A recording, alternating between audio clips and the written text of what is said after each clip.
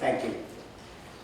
Excellencies, ladies and gentlemen, it is an honor and a privilege to have this opportunity to launch the 2016 Human Development Report again in Tokyo. I'm doubly pleased because I had the good opportunity of launching the 2015 Human Development Report exactly at the same venue last year. I'm really thankful to JICA Research Institute as well as UNDP Tokyo for facilitating this particular event and also inviting me to Tokyo. It's always good to be back in Tokyo. Let me start with a very simple statement. Every human being counts, and every human life is equally valuable. That principle of universalism is at the core of the human development approach and has been the driving force behind the 2016 Human Development Report entitled Human Development for Everyone. Drawing from that particular universal approach and resonating the spirit of the Sustainable Development Goals, the 2016 Human Development Report asserts that in the human development journey, no one should be left behind. Human development is not for the few, not even for the most. Human development is for everyone. The 2016 Human Development Report comes up with 5 basic messages.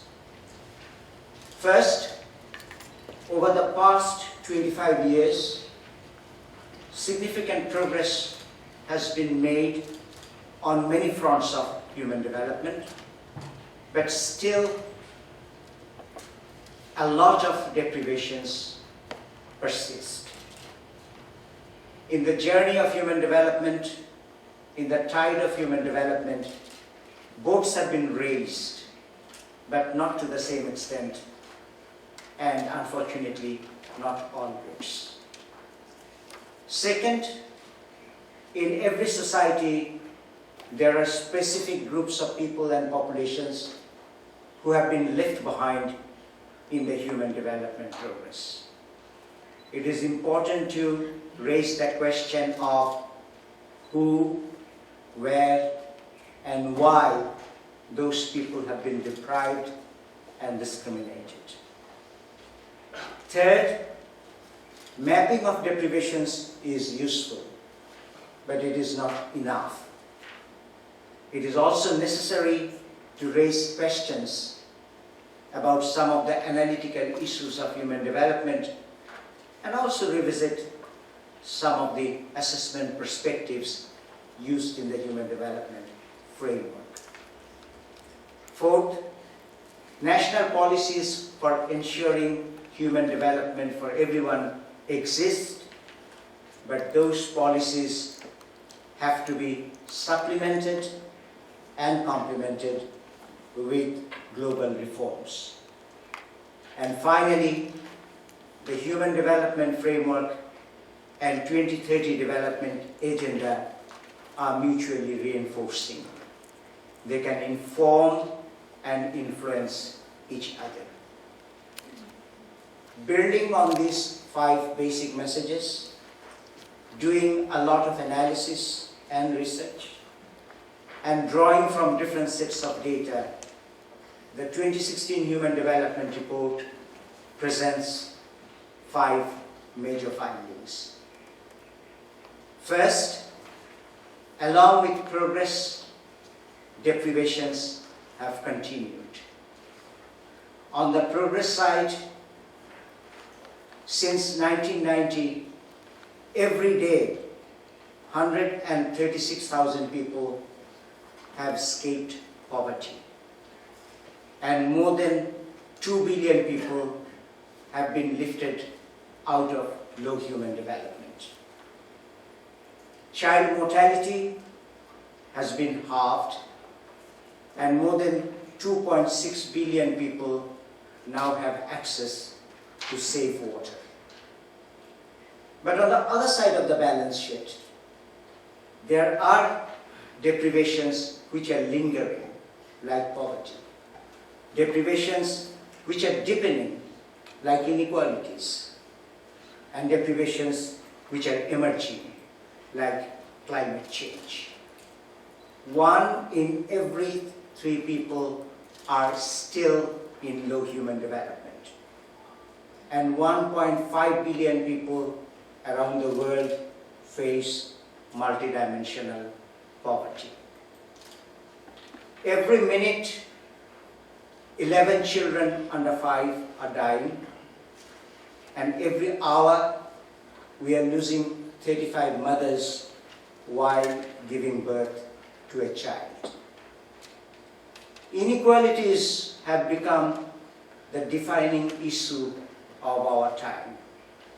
In the world, the top 8 billionaires have as much wealth as the bottom 50% of humanity.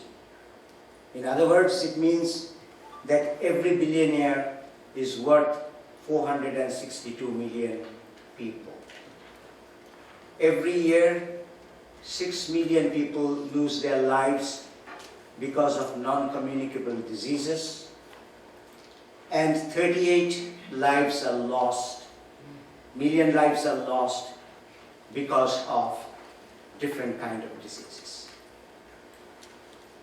And if we do not deal with the issue of climate change right now, by 2030, an additional 100 million people would be pushed back into extreme poverty. The second finding is that in every society, there are groups who are systematically and systemically discriminated and deprived every day.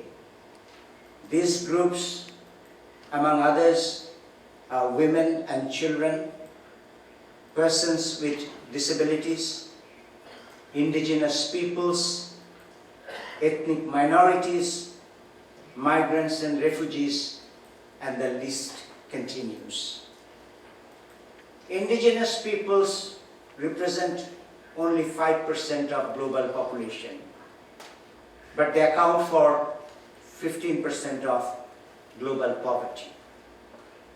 Every year, 65 million people are forcibly displaced from their homes. That means 24 people every minute. Let me just take 1 or 2 minutes to focus on a particular group of people who are discriminated and deprived through a life cycle.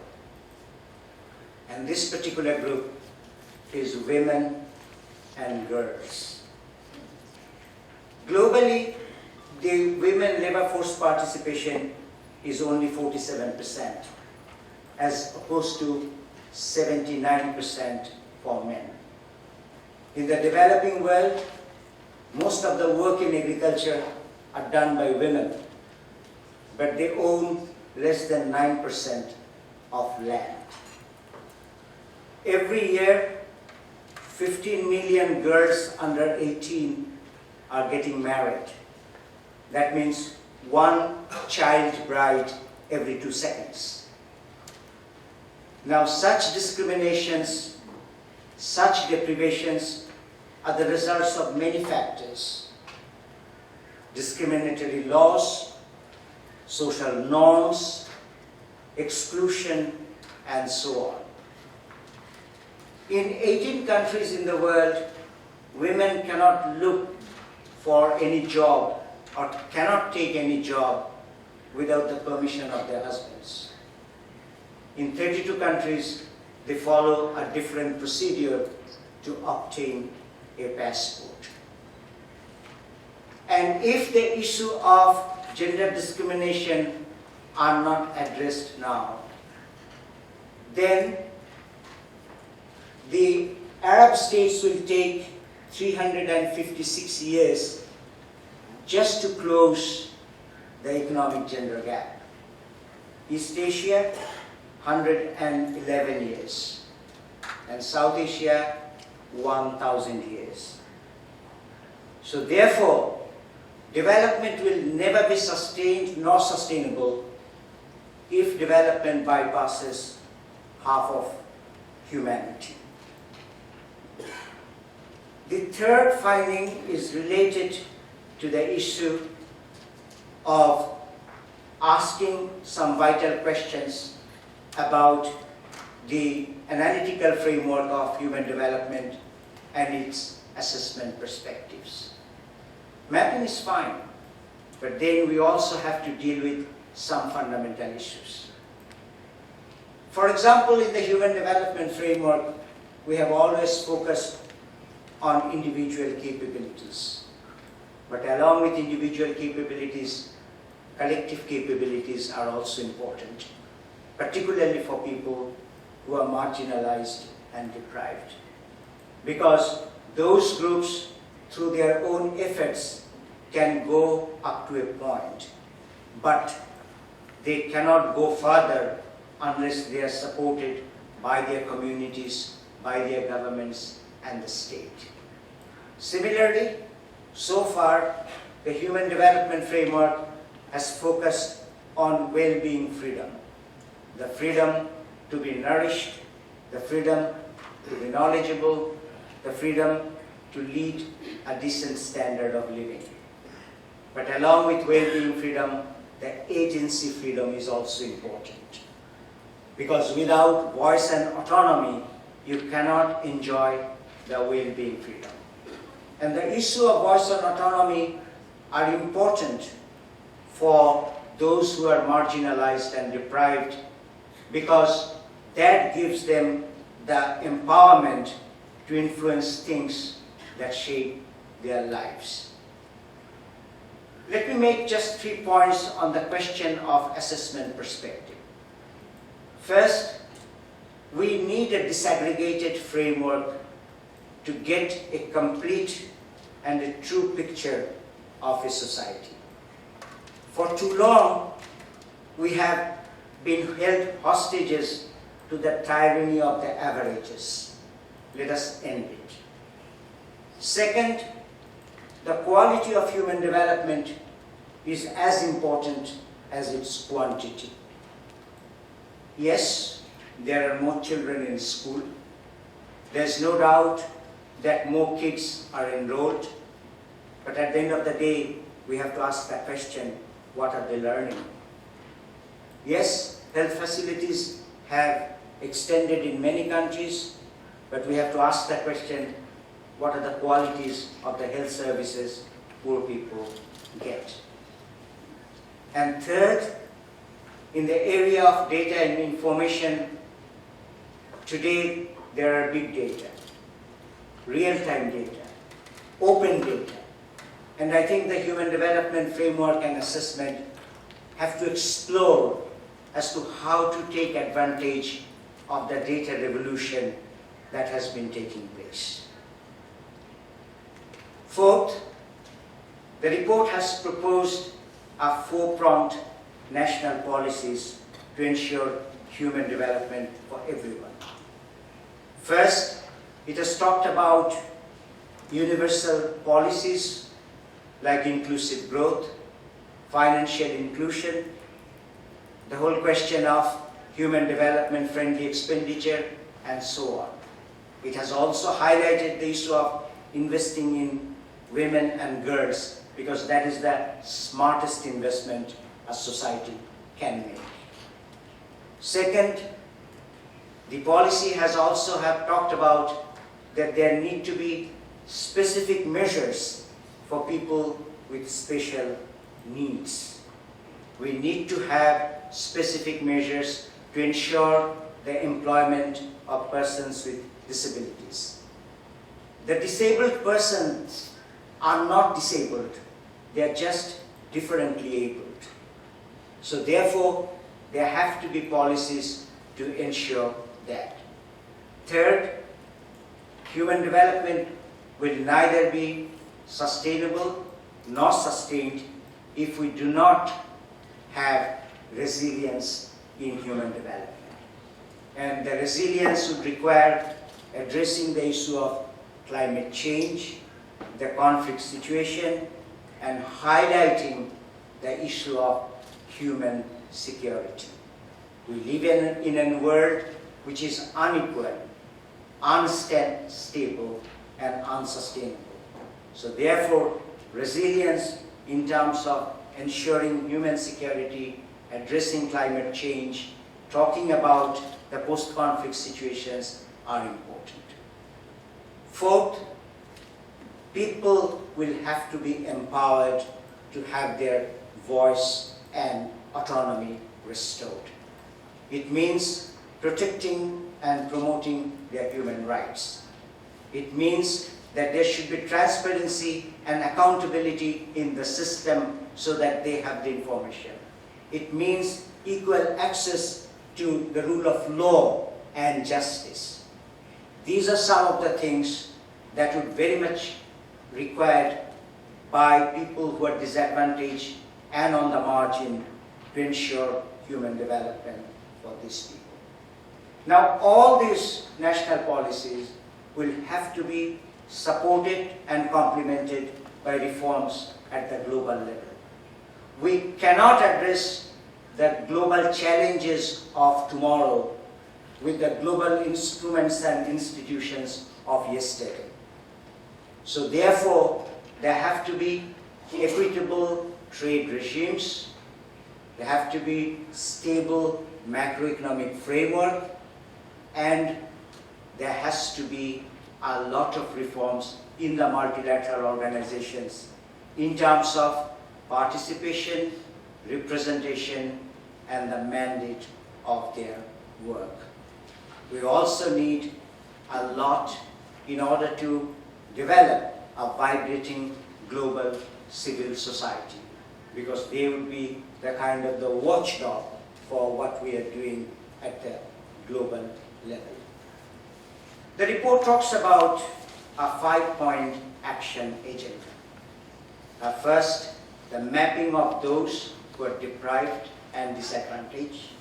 Second, pursuing coherently the national policies that we have talked about. Third, ensuring gender equality. Fourth, reforms at the global level. And finally, how to integrate the issue of 2030 development agenda with human development and implement the combined efforts and the mandate. Further advances are possible. Transformations take place. Changes are not a dream. And in fact, we have seen that people are raising their voices on many issues using new technology, using the public domain that they have. There's an increasing awareness on environmental sustainability. People have also been raising their voices about human security. Last but not the least, there are also various issues where there is a global consensus. Just think of the climate change agreement in Paris a few months ago. What was thought to be unthinkable is now unstoppable. Finally, human development for everyone is not a dream, it is a reality. We can build on what we have achieved. We can explore new possibilities.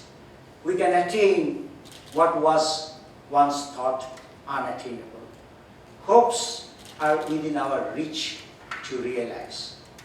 So let us start a journey from here, a journey from deprivations to prosperity, from challenges to opportunities, from despair to hope.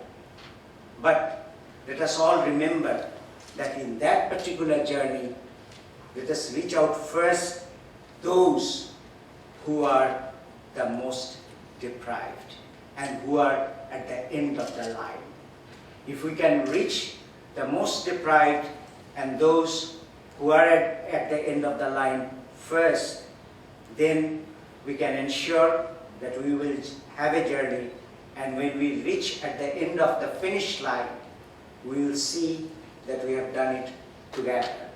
And when we look back, we shall find that no one has been left behind. Thank you.